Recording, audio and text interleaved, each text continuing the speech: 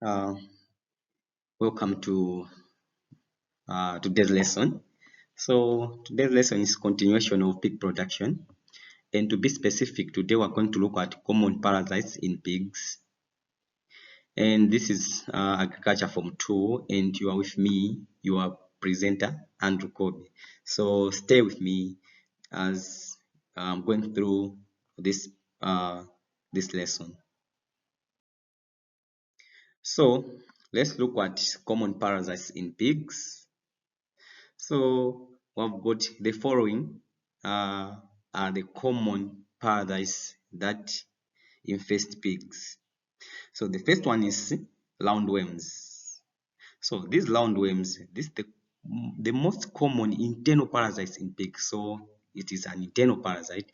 It lives inside the pigs. That's why it's called internal parasites. So they are usually cylindrical in shape. Those are the roundworms are cylindrical in shape and pink or white in color. So the adult measures more than 8 inches long. So the adult lives in the small intestines. That's why they're known as internal parasites. So they can measure up to 8 inches long and they live inside the small intestine. So let's look at the life cycle of roundworms. So the eggs of the roundworms are laid in the primary host and are passed out in feces. So we are talking of the roundworms. They live in the small intestines. Then they are raised. The eggs are laid in the small intestines. Then they are passed out uh, in the feces. So on the ground now, the eggs they will hatch into infective larvae. 10 days after being laid, this infective stage is called incest and is resistant to adverse environment conditions.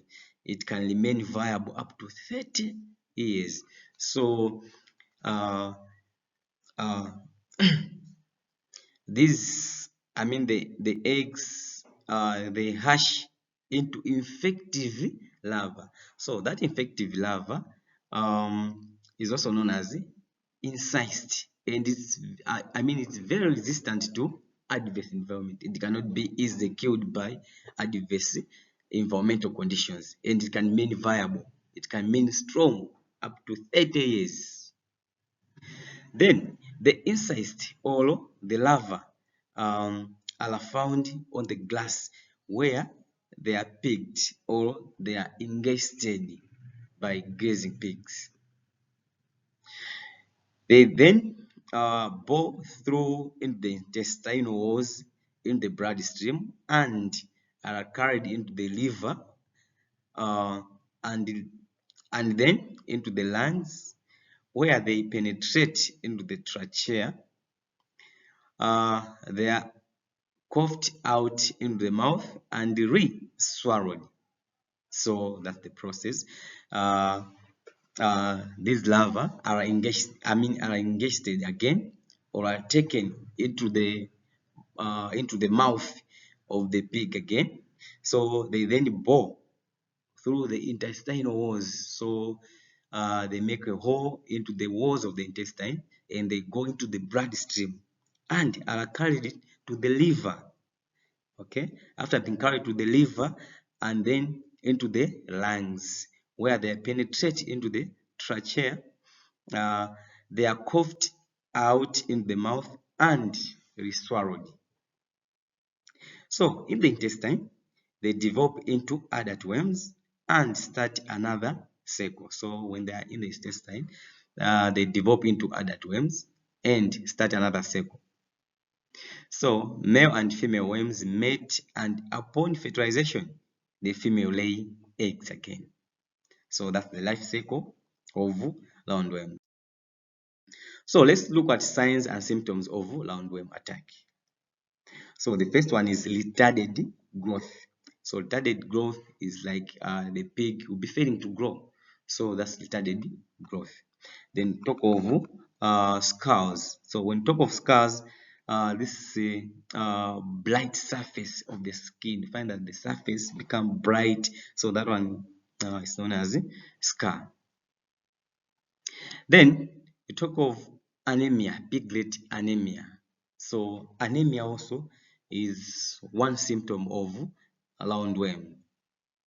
Then pot belly appearance. You find that a pig will have a very big belly, a very protruding belly. So that one is known as pot belly. So those are some of the signs of roundworms. Then talk of diarrhea and also constipation. These are signs of roundworm attack. Then, what are some of the control measures? How can you control roundworms? So the first one is avoid layering pigs in muddy grounds. So we need to avoid layering pigs in muddy grounds. Then avoid grazing pigs in wet grass in the morning when the larvae are active. So you avoid grazing the pigs in the morning. So in the morning the larvae are active.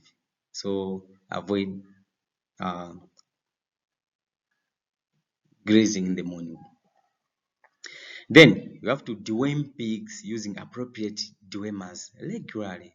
So you have to deworm the pigs using appropriate dewormers or using appropriate chemicals regularly.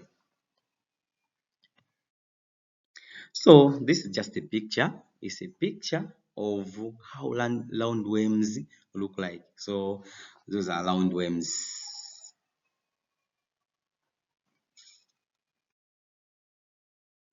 So the second one, let's look at whipworms. Whipworms. So this is another common endoparasite in pig production.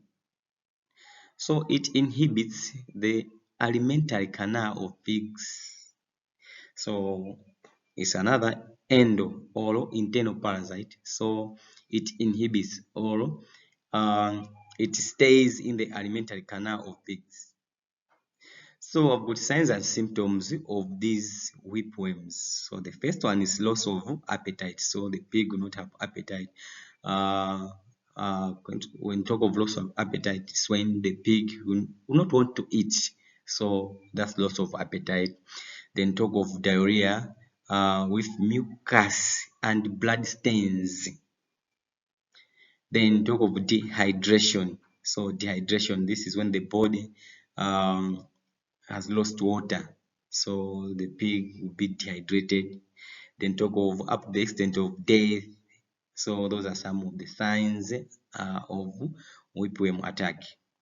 Then we have control measures. How can we control these whipworms? So the first one is raising pigs in confinement.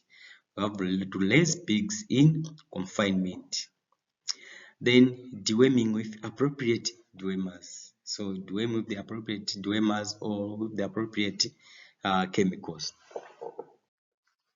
Then this is just a picture for you to appreciate how these whipworms they look like.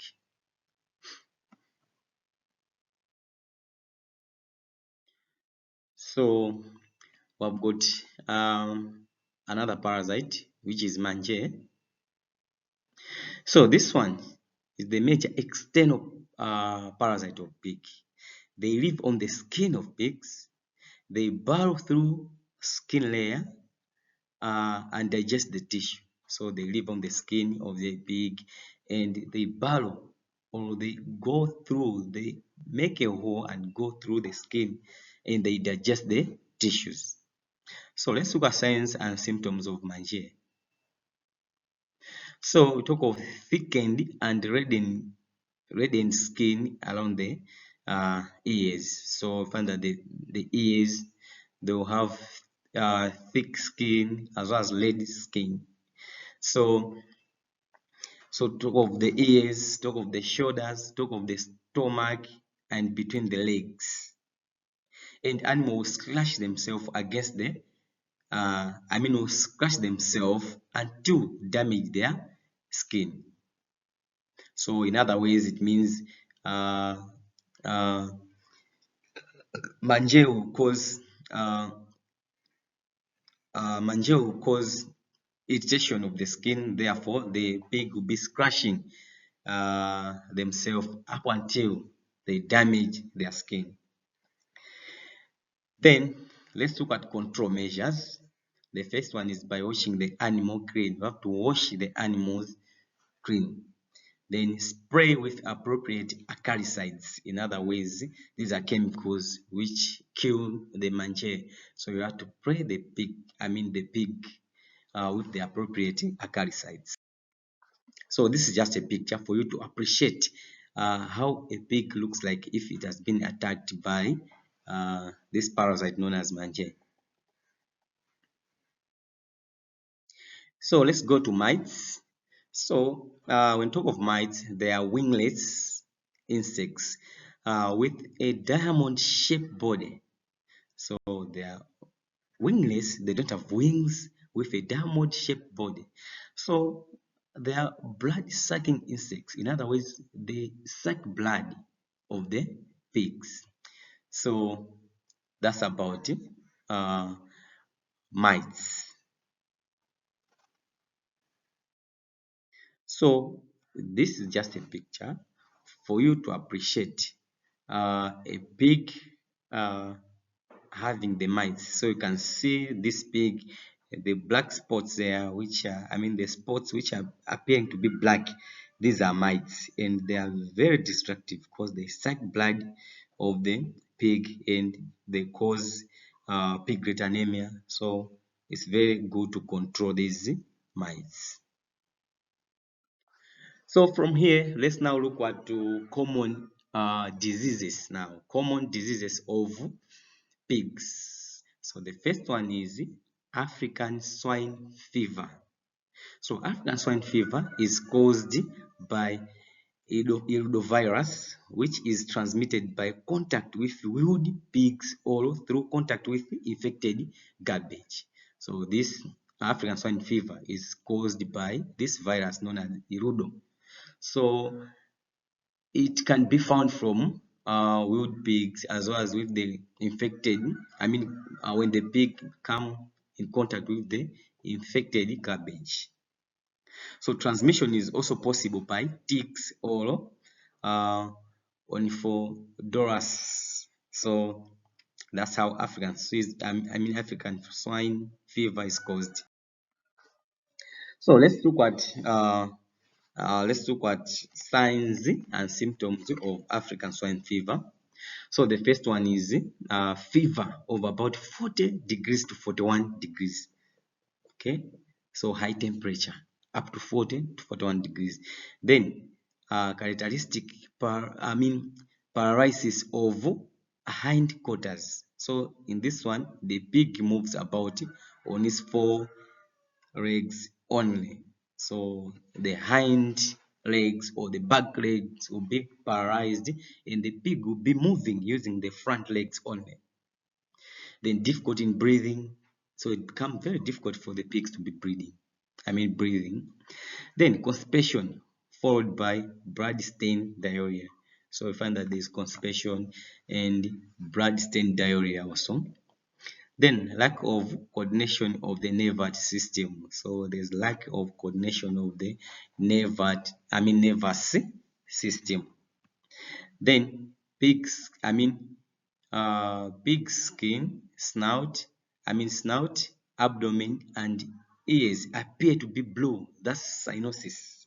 Okay, so the skin, top of the snout, abdomen will appear to be blue. That is known as cyanosis. Then lacrimation. When talk of lacrimation, this is watery discharge from the ears. So this is watery discharge from the eyes. So that one is known as lacrimation. Then coughing and vomiting. Coughing as well as vomiting. These are some of the signs of African swine fever. Then let's go to control measures of African swine uh, fever. So the first one is keep off wild pigs. You have to keep away or keep off the wild pigs. Then do not feed on garbage. Do not give the pigs the garbage because find that sometimes this garbage will be infected and the disease will be transferred to pigs. And slaughter and properly dispose of all affected pigs. So if you find out that some of the pigs are affected, you have to slaughter them and dispose them off. Then carry out quarantine. The other disease is pneumonia. So this disease, it infects the lung tissue. It is common disease of piglets. So it infects the lung, the lung tissue, and it is very common in piglets.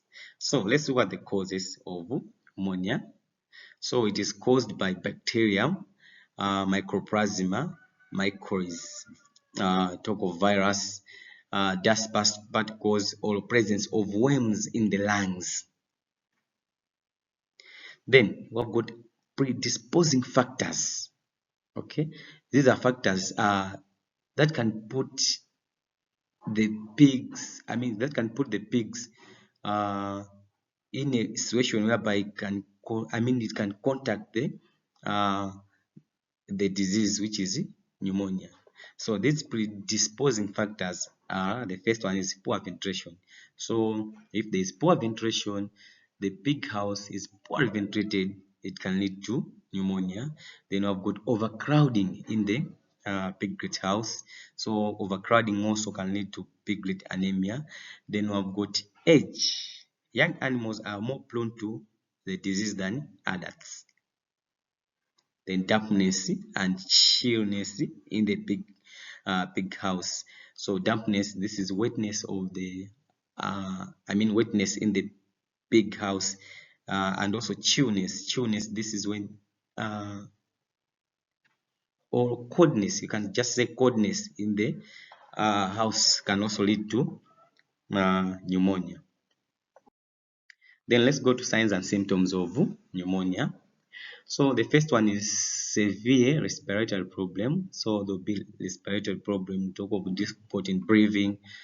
Then we have got abundant mucoid nasal discharge. So there'll be nasal discharge or liquid, the fluid coming from the nose. So just know that it may be pneumonia. Then we've got fever. Then piglet appears dull. So the piglets will appear dull, so calm. So yeah, just know that this is piglet, pneumonia. Then talk of loss of appetite also. Then abnormal lung sounds such as bubbling, hissing, and gargling. So when you hear abnormal sound, lung sound from the piglet, just know that it has been attacked by this disease, which is pneumonia. Then the other thing is, after slight exercise, the piglet coughed due to congestion of bronchioles. So just a small exercise, a slight exercise, you find that the piglet is coughing. So control measures. So you have to keep piglet in warm pens. In other ways, you have to avoid chilling. Then treat early cases of the disease with antibiotics. So treat the diseases with antibiotics. The early cases, treat them with antibiotics. Then avoid overcrowding in animal pens. Okay, in other ways, you have to keep the appropriate number of piglets in the pens. Avoid overcrowding. Then ensure proper ventilation in the piglets, because we said that ventilation is one of the predisposing factors. So we have to ensure proper ventilation in the piggery. Then let's go to piglet scores. Piglet scores. So this disease is also referred to as colibacillosis or white scores. So when talk of scores, this is when you find that some other parts of the skin, they become bright, Okay, so they are known as scores. So causes of scores, it is caused by bacterium known as uh, Escherichia coli, which usually attack young piglets during the first week of uh, birth. So this Escherichia coli inhibits the animal intestines. So let's look at predisposing factors. So the first one is unhygienic conditions in the house of piglets. So if in the piglet's house, if I've got poor hygiene, it may lead to the cause of this disease. Then we talk of poor feeding practices such as overfeeding of the piglet, then lack of colostrum or irregular feeding program. Then abrupt temperature change. So if there is just abrupt temperature change, it may also lead to that disease. Then talk of deficiency of vitamin A. So lack of also vitamin A can also be one of the cause of the disease. So let's now look at signs and symptoms of piglet scores. So the first one is white or yellowish diarrhea with pungent smell. So there's white or yellowish diarrhea with pungent smell. Then rapid dehydration. So the pig will be dehydrated, loss of water in the body. That's dehydration.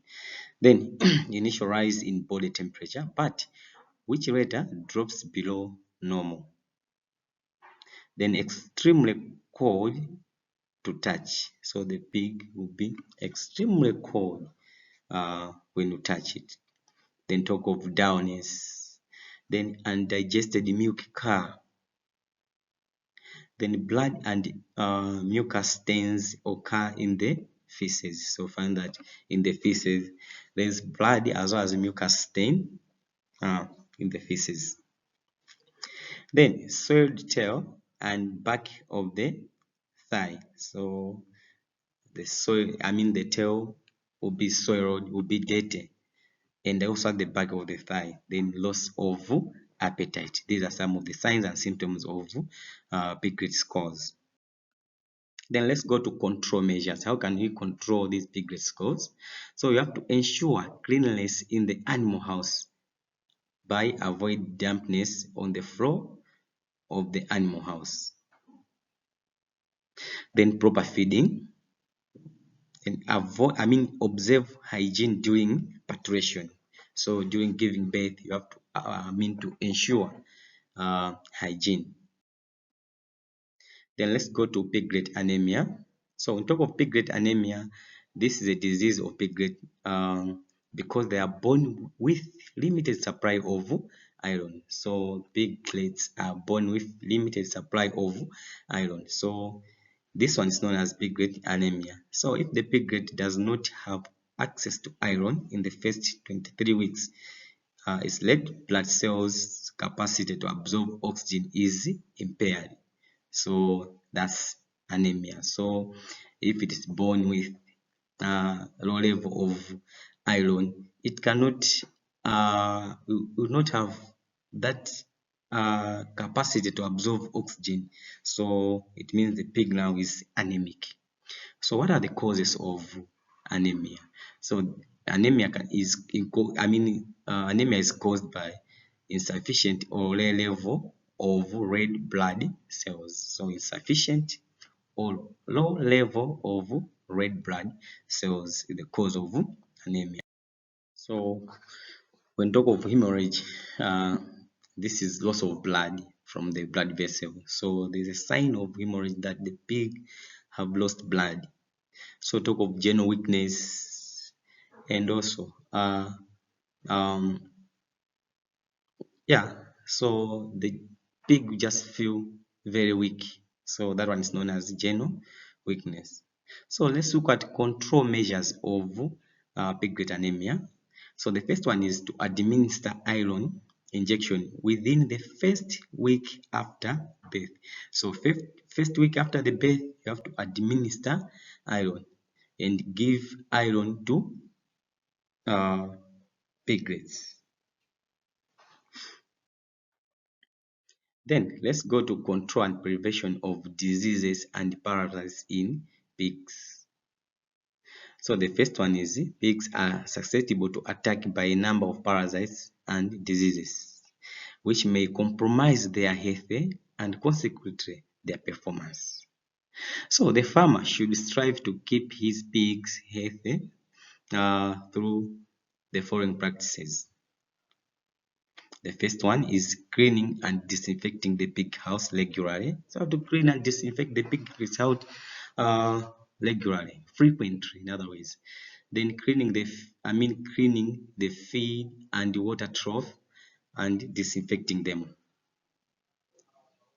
Then also practice routine deworming of the pigs, which control endoparasites. So you have to practice deworming. This deworming will control uh, internal parasites of the pig. Then you have to wash and spray the pigs using appropriate chemicals to control external parasites. Then isolate sick pigs to prevent spread of the disease. So if one pig is sick, you have to isolate the pig to avoid the spread of the disease. Then I've got this practical activity for you. So the activity is about visit a pig farm and participate in castration and also administration of iron supplement to piglets. Then visit pig farm and participate in cleaning the pig house and deworming the piglets. So lastly, I've got this exercise, revision exercise for you. So try to answer the exercise and you compare with the answers which will be provided. So the first question is, give the 5 requirements of a good piggery. Then what is piglet anemia? Then give 2 methods of preventing piglet anemia. Then name the type of feed given to the following stages of growth of pigs. I've got 10 days to 8 weeks of age. Then I've got 50 kg. This is market weight. Then describe the procedure for castrating piglet. Then explain why pig farming, though a profitable business, has few farmers participating it in Malawi. So that's the end of my presentation. If I've got any question, any query, that's our WhatsApp number, and that's also our email. Thank you so much for being there. See you in my next presentation.